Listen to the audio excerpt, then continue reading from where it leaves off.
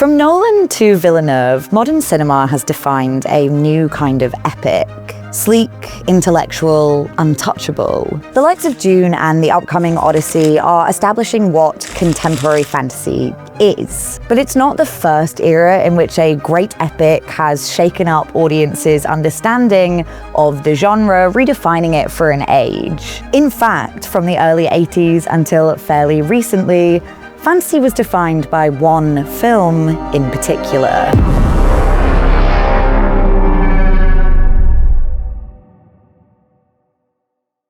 A production by Ardmore Studios, Cinema 84 and Orion Pictures, 1981's Excalibur is a film based on the legend of King Arthur, and more specifically on Thomas Malory's Le Morte d'Arthur. It's an expansive film that explores Arthur's entire mythology, from his conception to his pulling of the sword in the stone to the quest for the Holy Grail.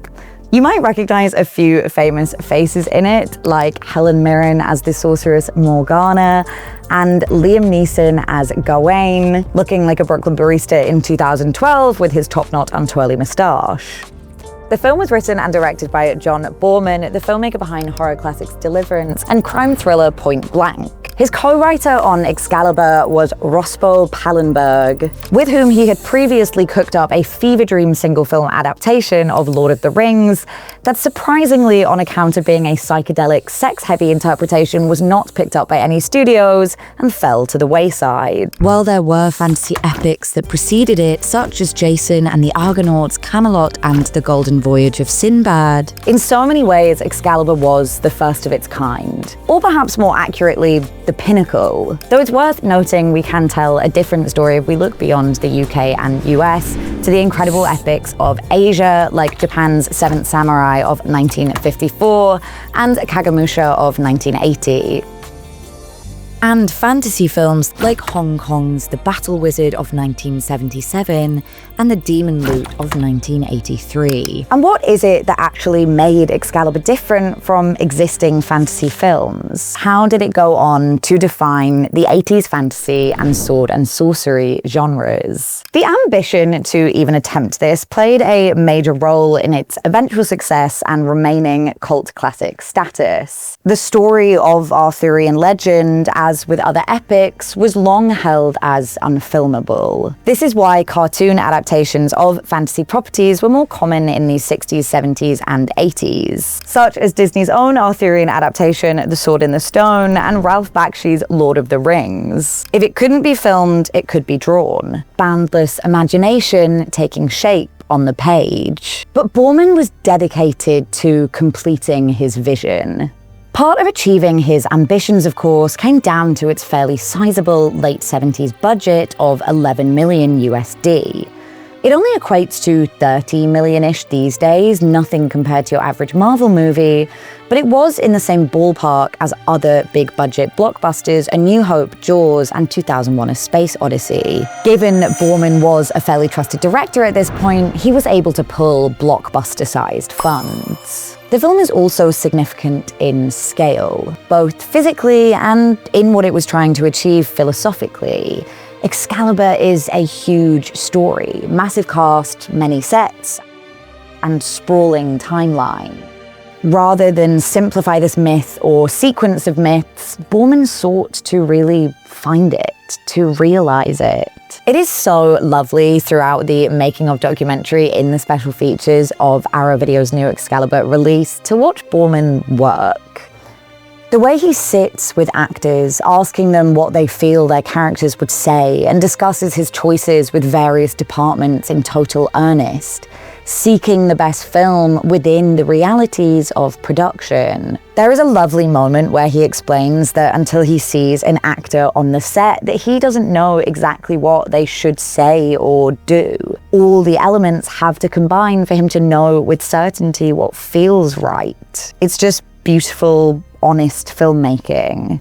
Importantly, the film doesn't baby its audience in a few ways. It's not sterilized. To put it not so lightly, there is rape and incest and violence, including a scene that tickles me where Mordred sees his own beloved mother is now old and he immediately kills her because she is ugly. It's a character that crops up, I think, quite often in mythologies. this, you know, witch, seductress, enchantress, sorceress. And I would say she represents, you know, the forming of her character represents men's basic fear of women, aside of men's fear of women. Boorman wasn't interested in sanitizing it for ratings boards or seeking the commercial success of safe modern blockbusters that won't even show a bare man's arse for fear of controversy, restrictions, or overseas losses. The film was also not seeking to fulfill certain tropes of fantasy filmmaking because they weren't really established yet. There's no box ticking for the big death or the love interest. I find personally that this can feel quite different from modern films and TV shows, where we are so used to the formula that we can end up just waiting for certain moments to happen. Think Stranger Things 1 death per season fan math that had us all waiting in anticipation for Joe Keery to kick it. When tropes do appear, like the prodigal son and the lover's portrayal, they are only in service of the legend's truth, not in service of being a big blockbuster moment. Boorman doesn't draw attention to them, he just lets them happen. Likewise, the director does not overtly explain things. There are no dates on screen or introductory monologues. Excalibur cuts through time and from location to location without the need to constantly re-establish itself. It's almost dream logic. And what could be more perfect than the language of dreams when exploring Arthurian myth? Boorman dreamt up his own vision of King Arthur, and he didn't allow the constraints of cinema to restrict that ambition. Visually, Boorman disregarded history, cohesion, and simplicity for beauty, with inaccurate castles, landscapes, and costumes. As art director Anthony Pratt explained in the Charm of Making featurette, I think once he'd decided that this was a sort of fantasy and not a sort of history as such, I think it then took its own course. In the making of Excalibur, Boorman himself explained this decision further. I wanted to set it outside of time, not put it in any particular period, not in the Dark Ages where some people think it was these events occurred, and not in, you know, the 12th century, which is what Mallory talks about, but in some dislocated time, out of this world. So in the design of the armor, the costumes, the settings, we tried to evoke the world of myth, imagination. One of my absolute favorite moments in this film is the giant red moon over the final battlefield. It is such an incredible, emotive image that would never have been actualized under the guise of realism. And all of it is brought to life with practical filmmaking at its finest. Hyper-detailed and tactile. In his dream world, we have chrome-plated armor designed by Bob Ringwood and Terry English that made the knights appear to gleam and glisten at random. The almost Greek golden mask worn by Mordred when he appears amidst hanging bodies of soldiers in the trees.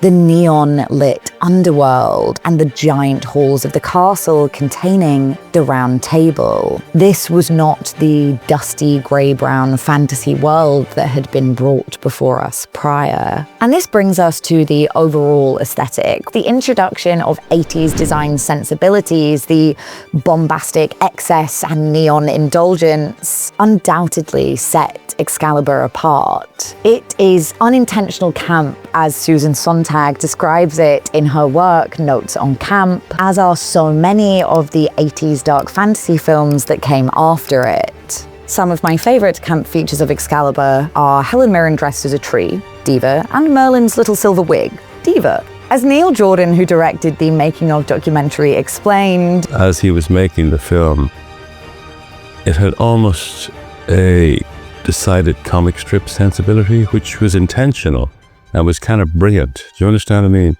The questions of realism had gone out the window, and it was, for me, it was fascinating to see this. It wasn't like being on a Godard movie. It was like being on a big, fantastic kind of almost like a Marvel movie come to life. You know, the way what they do in Marvel films at the moment. You know, this comic book sensibility married the period in which the film was made with the world it presented to its audience, and went on to be a marker of 80s fantasy filmmaking. The color, the theatrics, the scale that we now think of as normal, and that many modern films aim to recapture, so much of it was born here. Either by happenstance or as an inspiration to other filmmakers, Excalibur undoubtedly kicked off the 80s fantasy boom, coming out in 1981. It was followed by Conan the Barbarian, Dark Crystal, Labyrinth, Krull, Legend, films that lent into the same scale, the same visual identity, and the same sense of utter magic and belief in myth. And how does it stack up now in the decades that have followed? I was surprised to find that not many of the epic filmmakers of today have spoken of Boorman's work, but it's impossible to deny the imprint of Boorman's Excalibur on the likes of Lord of the Rings, Harry Potter, Pirates of the Caribbean, Game of Thrones. George R.R. Martin did name it one of his favorite fantasy films, so I think there is a level of consciousness there. And then, of course, the aforementioned comic book sensibility is overt in properties like the DC and Marvel universes. One director of this ilk who has spoken of Boorman directly is Zack Snyder, who, like Boorman, is a filmmaker who strives to create stories of epic proportion and pushes his visual language into bold new territory. Snyder said, "To this day, I think John Boorman's film is the perfect meeting of movies and mythology." It brings to mind another comment from Neil Jordan, who described being on set as almost like a Marvel movie come to life, what they're doing at the moment. I'm not a Marvel girl myself, but I have seen Thor Ragnarok, and 80s fantasy was absolutely on Taika Waititi's mood board. Ever humble, in an exclusive interview with Boorman on Arrow Video's Blu-ray release, he says of creating Excalibur, "It became one of the most successful films made in Britain. It's very gratifying. But I would see the success, a long success of involving Excalibur is to do with the strength of the legend rather than to my skill." And it's all good and well of him to acknowledge the great stories he set his mind to putting to screen, but at 93 years old, I hope he soon realizes that his skill very much played a part. Nobody looking, is there? I'll have a go. It's just a hesitation, and then touch it, and then...